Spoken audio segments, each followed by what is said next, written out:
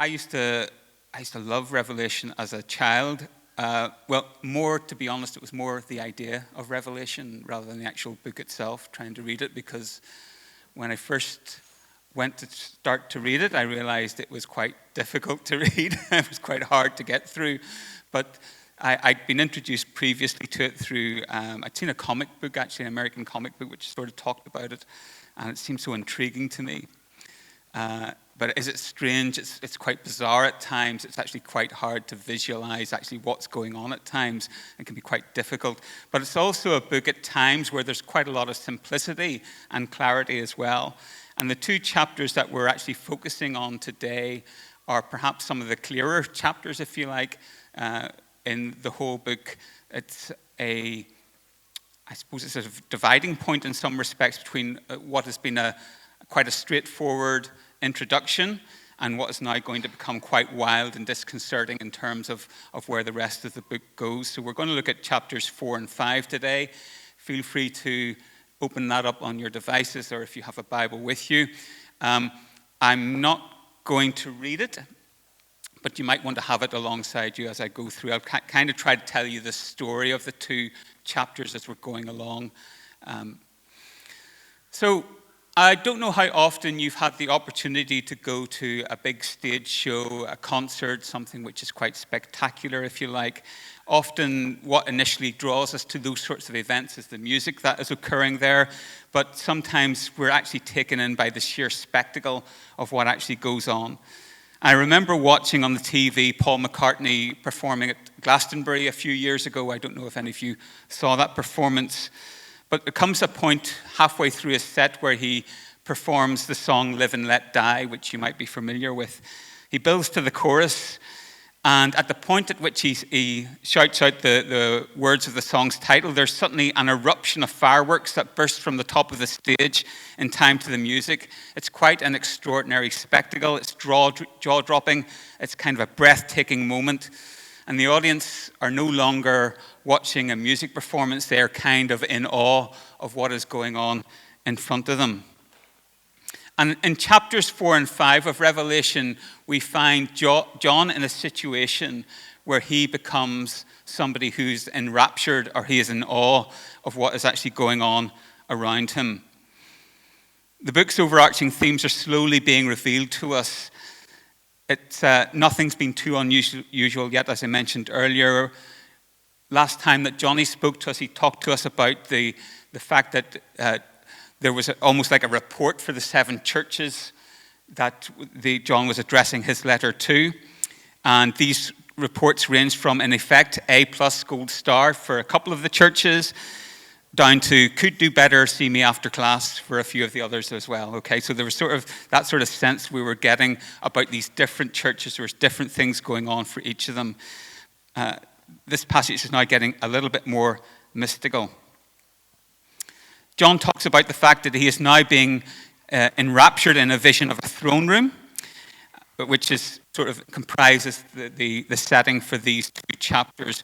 And we actually find a bunch of strange creatures who are engaging in worship. And we'll come to those creatures in a moment, but before we do so, let's look at the object of their attention. They're gathered before an individual who's sitting on a throne and whose appearance is extraordinary. The narrative tells us that from the throne there are flashes of lightning, peals of thunder, which is quite extraordinary. So it's like that concert we've just discussed, where you might see light shows, you might see pyrotechnics, which are being carried out, which elicit gasps from those in attendance. And you can imagine what that's like for these individuals here in front of the throne. It's probably 1 million times more extraordinary than any of those other concerts. And certainly John, as we can see, or as we will see, becomes overwhelmed by it all. So John, first of all, talks about trying to describe this individual who's on the throne in front of him, but he's really struggling with it.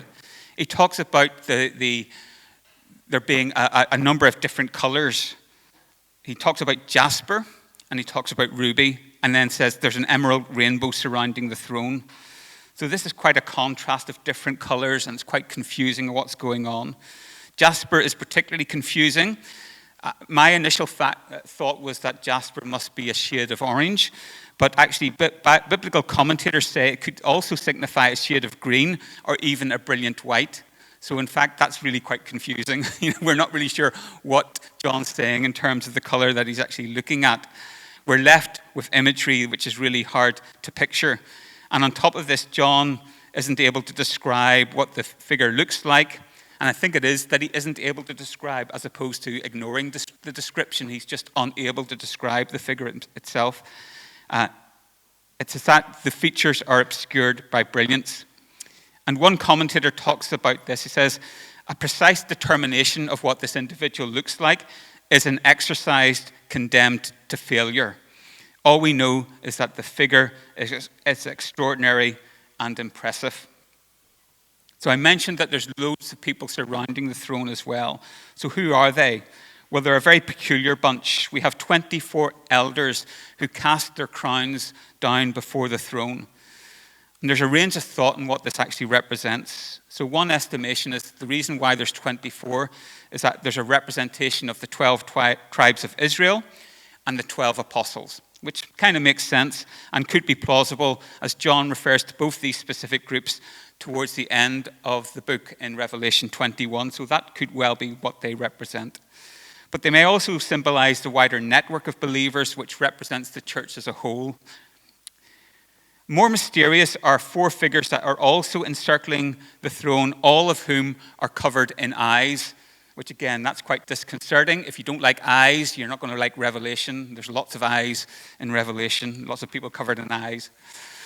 Anyway, these creatures appear to resemble an eagle, an ox, a lion, and a man, which is interesting because Ezekiel has a similar kind of vision in his book in the Old Testament. He also sees creatures which look a bit like an eagle, an ox, a lion, and a man.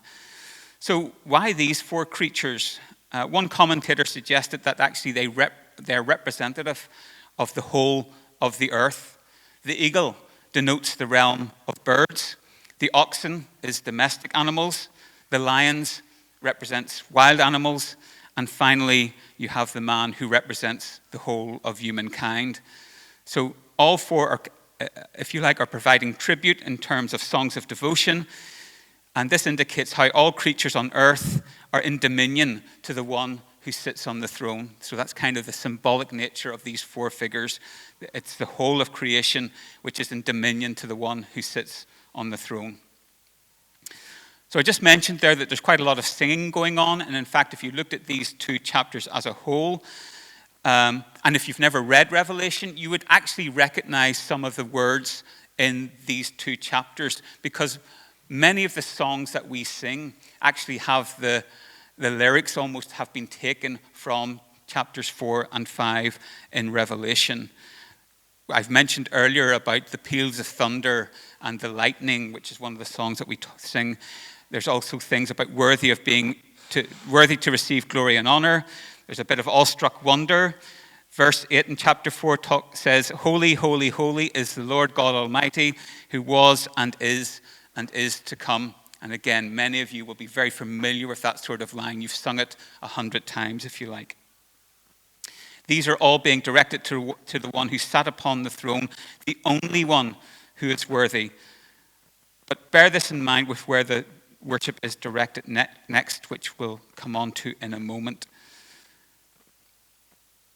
And as I say, these creatures are worshipping with their lips, but they also bow, they also cast their crowns, and they're indicating an allegiance to this individual. They're in awe to the individual. And whilst all this is going on, John suddenly notices that the figure on the throne is holding a scroll. And an angel suddenly announces who can open this scroll, which seems like a fairly innocuous question, if you like. But verse 3 in chapter 5 indicates that John knows that nobody can open the scroll.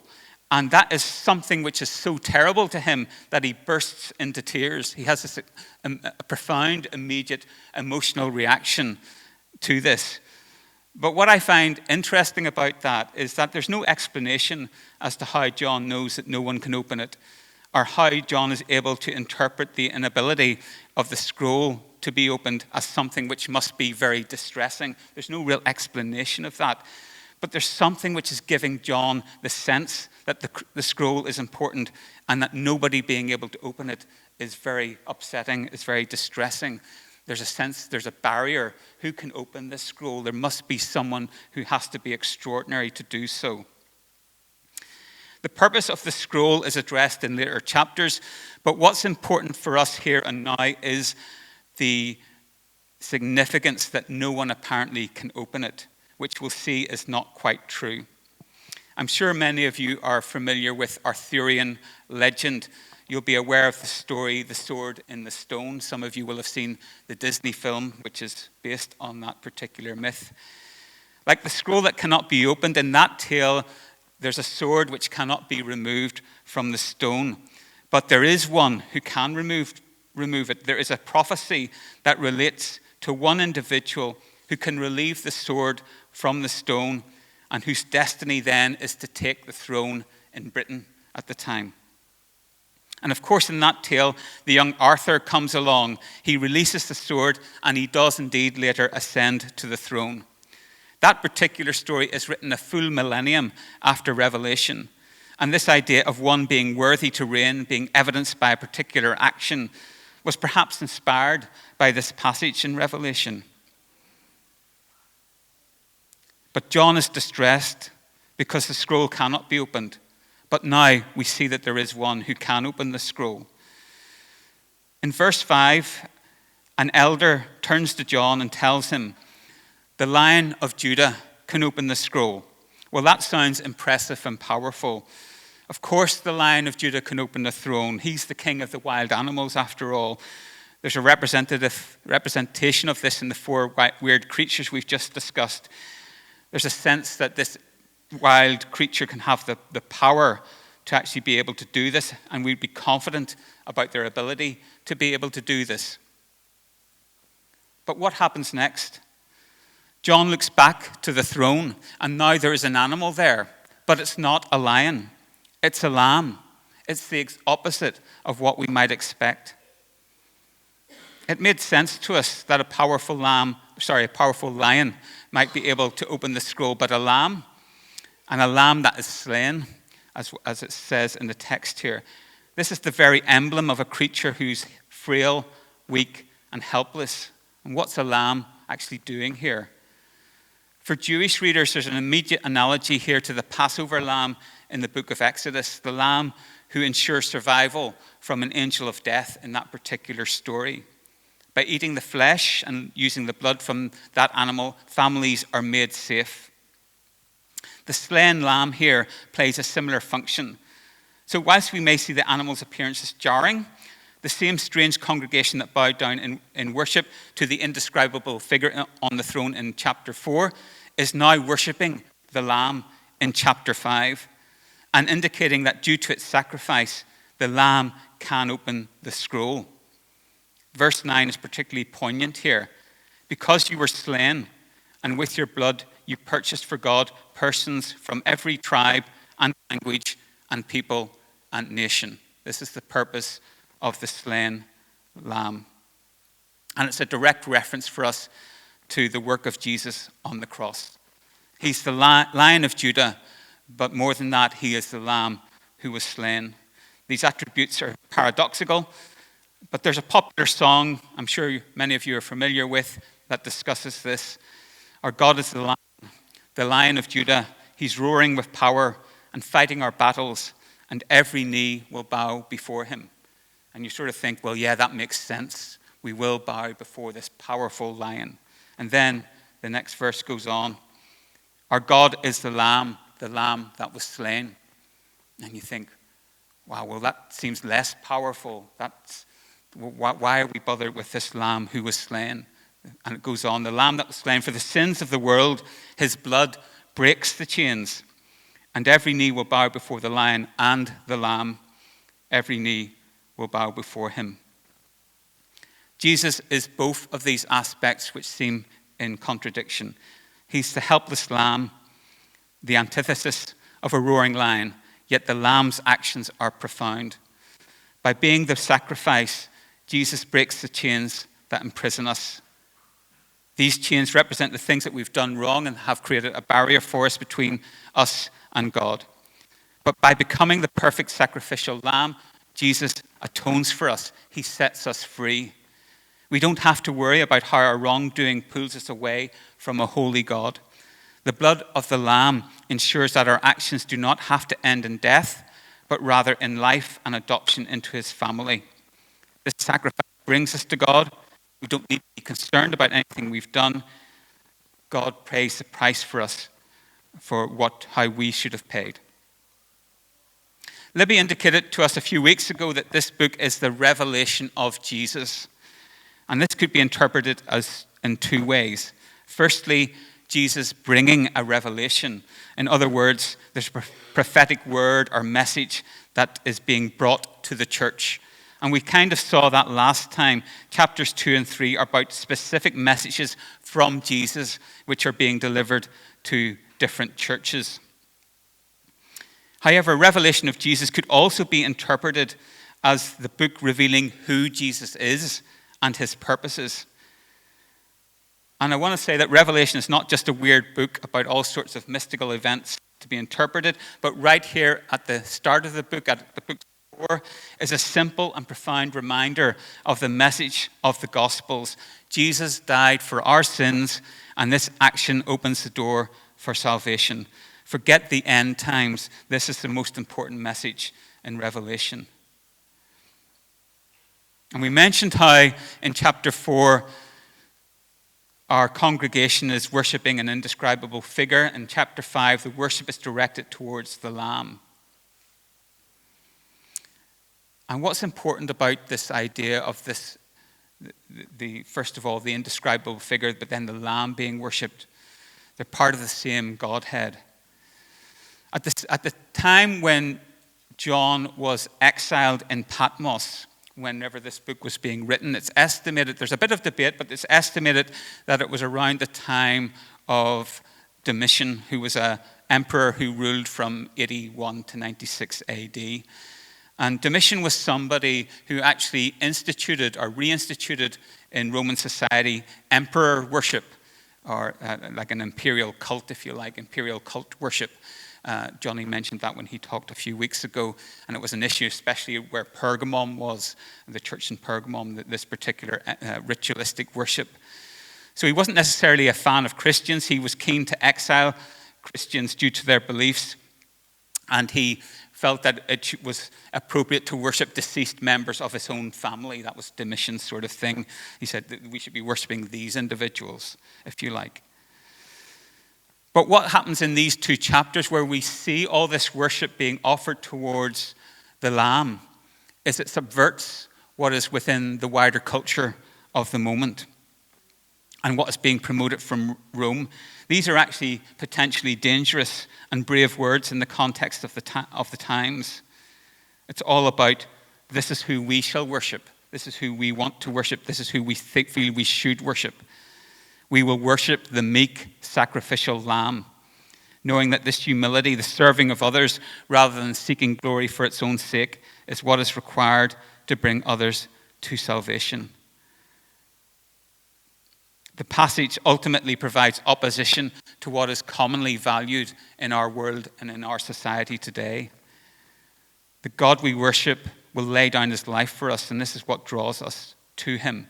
This is the God that we worship. And so just as we draw to a close, I want us to remember today about the Lamb. For many of you, you may be enraptured by the Lion of Judah, if you like, that aspect of God, that aspect of who Jesus is. But today I think it's what is even more profound is the Lamb who was slain, the Lamb who laid down his life, the Lamb who thought himself as nothing, the Lamb who did this because he wanted to bring other people to relationship with God. This was the way to do it, so that we couldn't do anything for ourselves. We can't boast about what we've done to bring ourselves close to God. It's only by relying on Jesus as the sacrificial Lamb that we're allowed to connection with God. We're allowed to into God's kingdom. So I think at this point, if you want to stand, we're going to pray.